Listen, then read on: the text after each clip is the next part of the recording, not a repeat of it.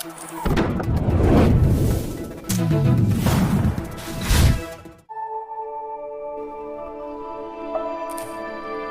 வழிபாடு செய்திகள் வாசிப்பது கீதா.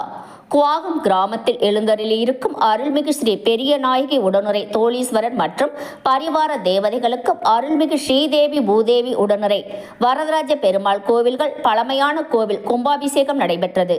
அரியலூர் மாவட்டம் ஆண்டிமடம் அருகே குவாகம் கிராமத்தில் எழுந்தருளியிருக்கும் அருள்மிகு ஸ்ரீ பெரியநாயகி உடனுரை தோளீஸ்வரர் மற்றும் பரிவார தேவதைகளுக்கும் அருள்மிகு ஸ்ரீதேவி பூதேவி உடனுரை வரதராஜ பெருமாளுக்கு பொதுமக்களால் பிரதிஷ்டை செய்யப்பட்டது.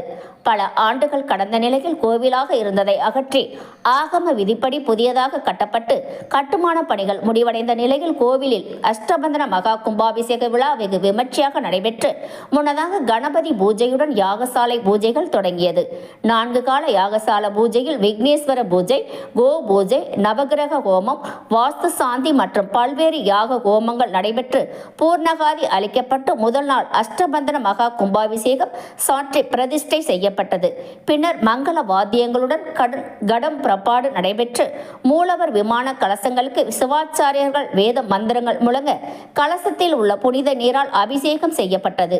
தொடர்ந்து கலசத்திற்கு தீபாராதனை காண்பிக்கப்பட்டு பக்தர்கள் மீது புனித நீர் தெளிக்கப்பட்டு இதில் சுற்று வட்டாத பகுதியை சேர்ந்த ஏராளமான பக்தர்கள் பங்கேற்றனர்.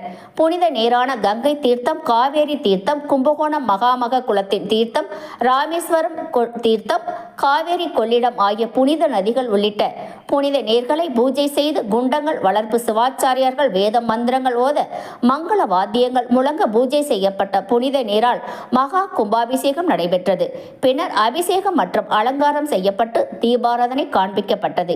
இதைத் தொடர்ந்து புனித நீரானது பக்தர்கள் மீது தெளிக்கப்பட்டது. இதில் 3000க்கும் மேற்பட்ட பக்தர்கள் கலந்து கொண்டு சுவாமி தரிசனம் செய்தனர். விழாவில் கலந்து கொண்ட பக்தர்கள் அனைவருக்கும் விழா சார்பில் அன்னதானம் வழங்கப்பட்டது. இன்றிரவு சுவாமி திருவீதி உலா நடைபெறும் என்பது குறிப்பிடத்தக்கது. தாமரை தமிழ் நியூஸ் செய்தி சேனலை சப்ஸ்கிரைப் பண்ணுங்க, லைக் பண்ணுங்க, கமெண்ட் பண்ணுங்க, ஷேர் பண்ணுங்க.